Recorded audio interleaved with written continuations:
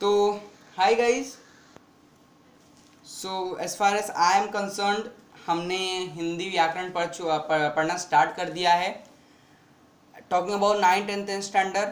मैंने आप लोग का विशेषण का अलग अलग बनाया था क्योंकि विशेषण में आप लोग के कुछ वेरिएशंस थे, लेकिन मैंने सर्वनाम और संज्ञा दोनों का सेम बनाया था।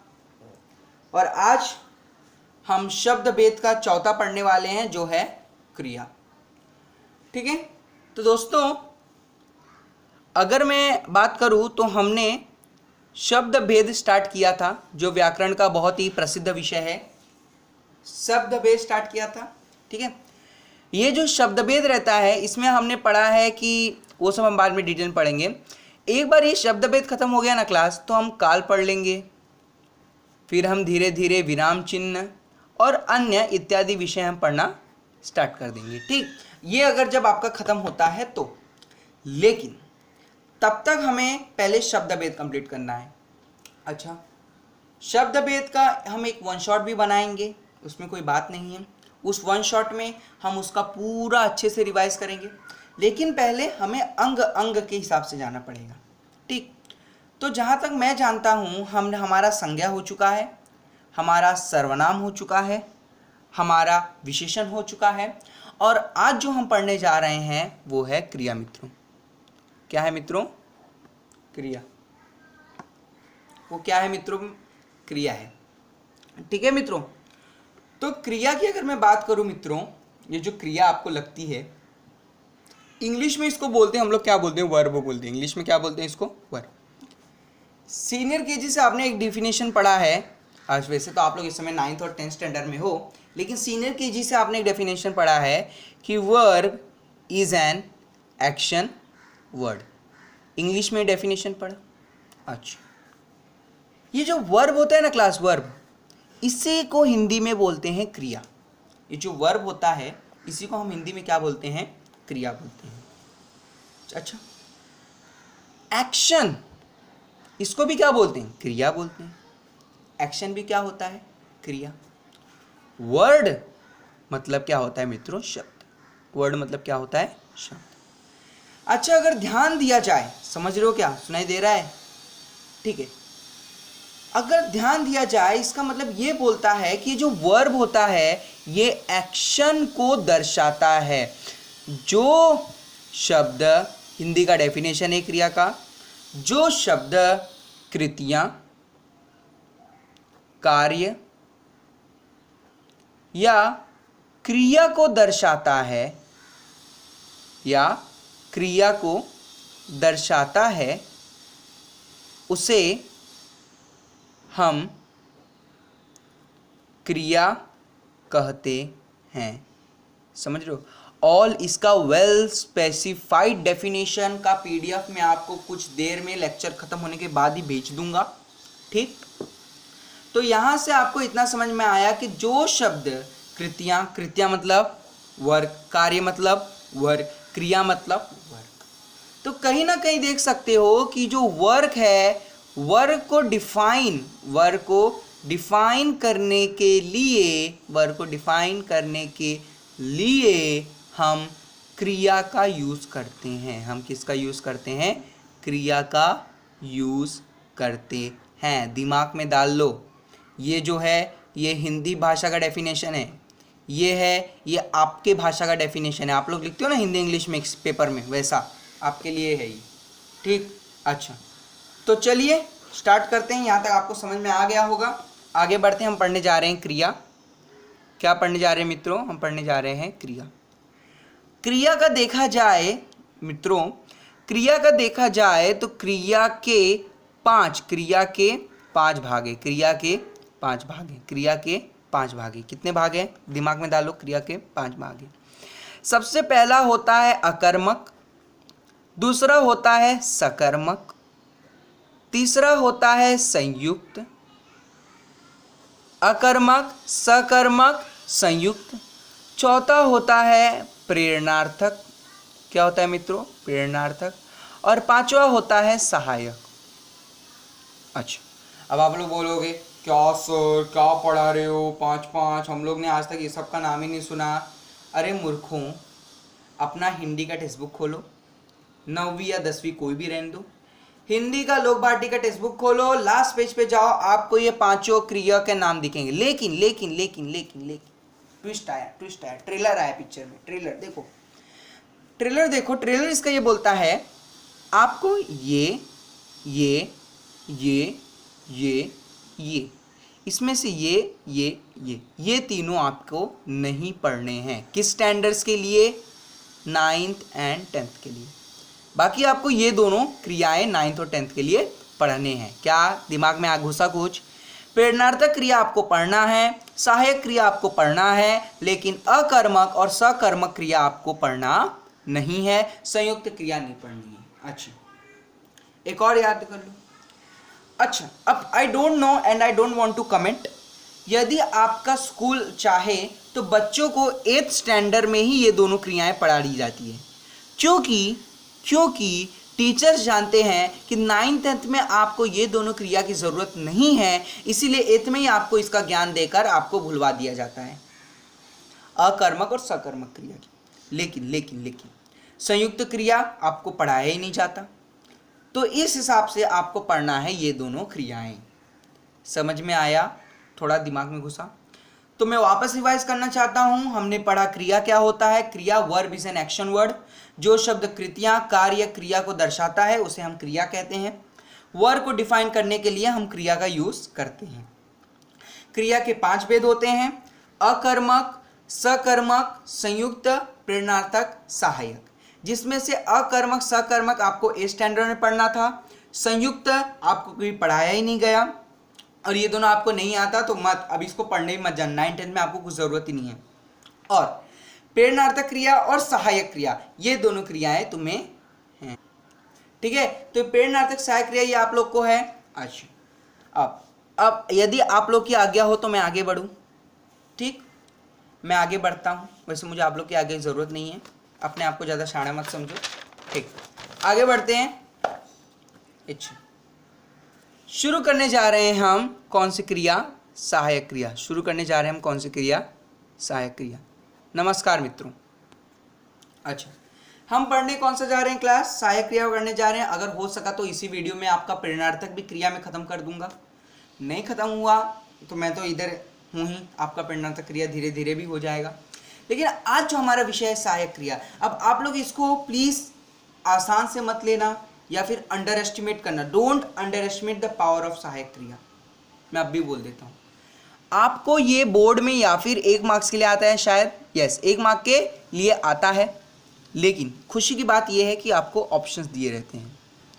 अच्छा, 9th की बात करो तो आपके फाइनल एग्जाम में भी 1 मार्क्स के लिए आएगा और शायद ऑप्शन दिए रहेंगे। 1 मार्क नहीं तो टीचर चाहे तो 2 मार्क्स भी डाल सकती है, नो प्रॉब्लम, लेकिन 2 से ज़्यादा मार्क्स के लिए नहीं आता। ऑप्शंस रहेंगे। बोर्ड पैटर्न आपका 10th SSC बोर्ड पैटर्न यही बोलता है, आपको 2 सहायक क्रिया चुनने के लिए दिए रहेंगे, उसमें से किसी एक वाक्य में आपको चुनना है। यू विल हैव ऑप्शंस, उसमें कोई बात नहीं है, 2 राय नहीं है। अच्छा, तो क्लास अब मैं बात कर रहा हूँ किसकी? सहायक क्रिया की। बात मैं किसकी कर रहा हूँ? सहायक क्रिया की। इधर ज़्यादा ध्यान दो। अच्छा मित्रों, ये सहायक क्रिया, ये शब्द कहाँ से आया? सहायता से आया। कहाँ से आया ये शब्द? सहायता से। कहाँ से आया ये शब्द मित्रों? सहायता से।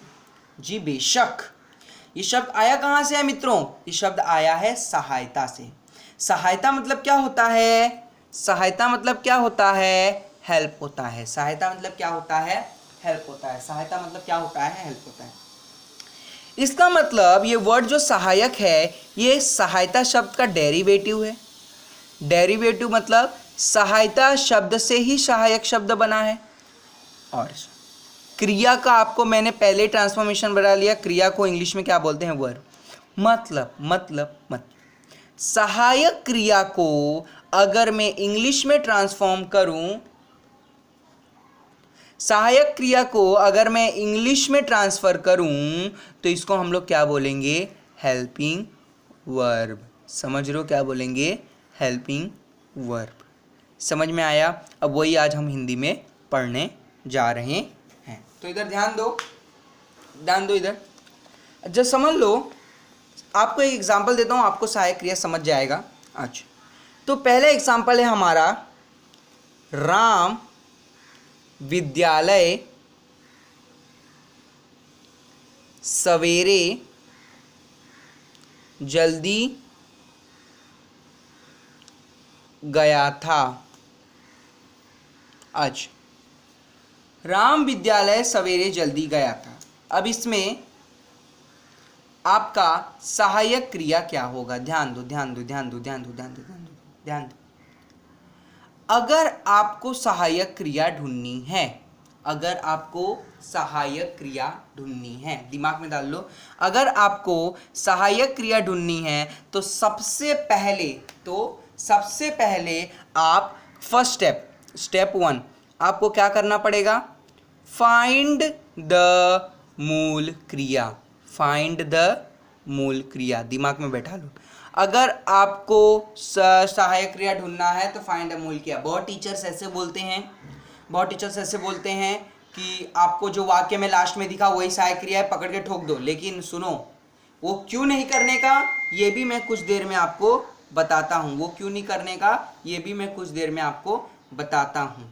समझो। तो अगर मैं बात करूँ तो फाइंड द मूल क्रिया, सबसे पहले आपको क्या ढूंढना है? मूल क्रिया ढूंढना है। किसमें ढूंढना है? राम विद्यालय सवेरे जल्दी गया था। फाइंड द मूल क्रिया। अच्छा, मूल क्रिया को ढूंढने के बाद, समझ रहे हो, मूल क्रिया ढूंढने के बाद step 2, analyse the remaining part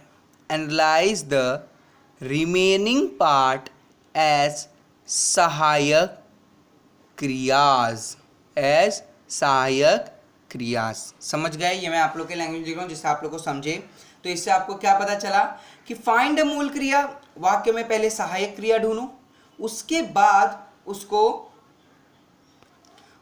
बाद उसमें से एनालाइज करो, किसको? बचे हुए सहायक क्रिया को।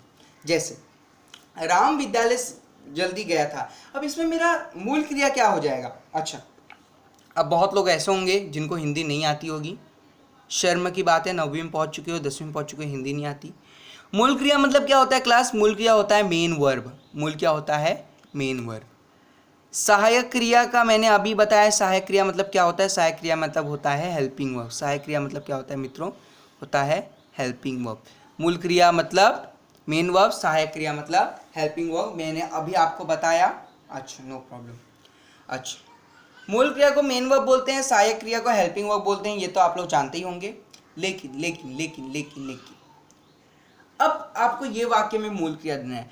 राम विद्यालय सवेरे जल्दी गया था। क्या बोला मैंने? राम विद्यालय सवेरे जल्दी गया था। राम विद्यालय सवेरे जल्दी गया था। शाबाश, वाह रे वाह, वाह रे वाह, वाह। इधर देखो, इसमें मेरा मूल क्रिया क्या होगा? राम। क्या राम होगा? अच्छा, यहां मैं लिखता हूं, अगर आप लोग को ठीक प्रॉब्लम होती हो। मैंने वाक्य क्या है? राम विद्यालय सवेरे जल्दी गया था। अच्छा, राम। अच्छा, ये राम क्या है मित्रों? राम आपको मालूम होगा ये राम क्या है? राम है हमारा संज्ञा। राम है हमारा संज्ञा। विद्यालय क्या है? संज्ञा। दोनों में अंतर क्या है? ये है व्यक्तिवाचक, ये है जातिवाचक। समझ रहे हो? ये व्यक्तिवाचक, जातिवाचक। सवेरे आपका क्या है? क्या है सवेरे? सवेरे क्या है? संज्ञा। जल्दी क्या है? जल्दी क्या है आपका? जल्दी ये है आपका क्रिया विशेषण अव्यय। क्रिया क्या है आपके? क्रिया विशेषण अव्यय।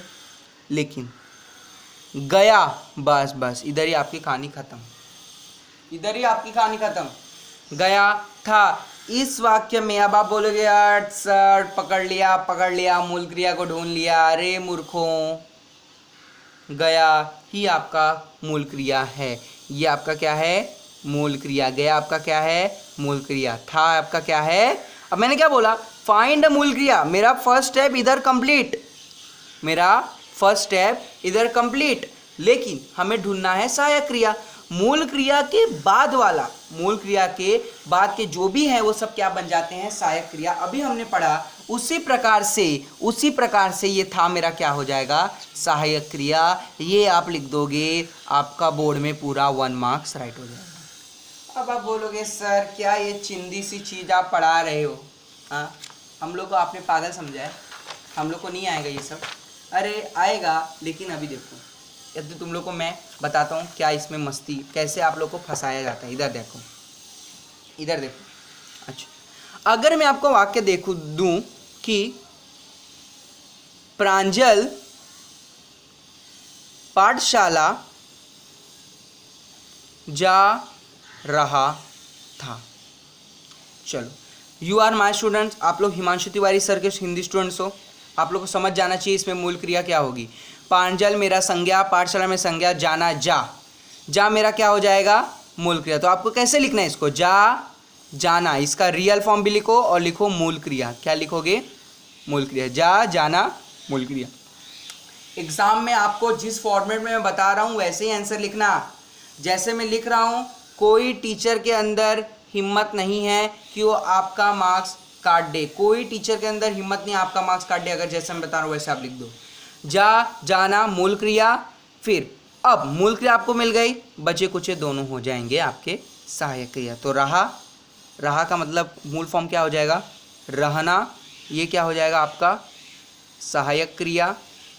अब इसमें एक सहायक क्रिया है क्या, नहीं, 2 है। तो सहायक क्रिया नंबर 1 और दूसरा हो जाएगा था का मूल क्रिया होना, था का मेन फॉर्म होना, ये हो जाएगा आपका सहायक क्रिया 2। अच्छा, इधर आपने क्या ध्यान दिया मित्रों, इधर आपने क्या ध्यान दिया, आपके स्कूल में अगर ऐसे बताया होगा कि बच्चों लास्ट से जो भी शब्द रहेगा वो आपका सहायक क्रिया है, अगर आप ऐसे जाने होते तो आज आप फंस जाते। बहुत बच्चे इस था को लिख के आ जाते सहायक क्रिया, और उनको मॉडरेटर सिर्फ हाफ मार्क्स देता, उनको आपकी टीचर हाफ मार्क्स देती, नॉट द फुल 1 मार्क्स। क्यों मित्रों, इसीलिए मैंने आपको बोला कि शॉर्टकट्स मत अपनाओ। प्रांजल पाठशाला जा रहा था, मूल क्रिया ढूंढो, मूल के बाद जितने भी ये सब सहायक क्रिया हो गए, इसकी गारंटी मैं देता हूं, आपका मार्क्स कोई काट ही नहीं सकता। Nobody can even touch your marks. अगर जैसे मैं बोल रहा हूं तो जा को लिखो, जाना मूल क्रिया, रहना सहायक क्रिया, था होना सहायक क्रिया नंबर 2। इतना समझ में आया आप सबको, पक्का, बेहतरीन।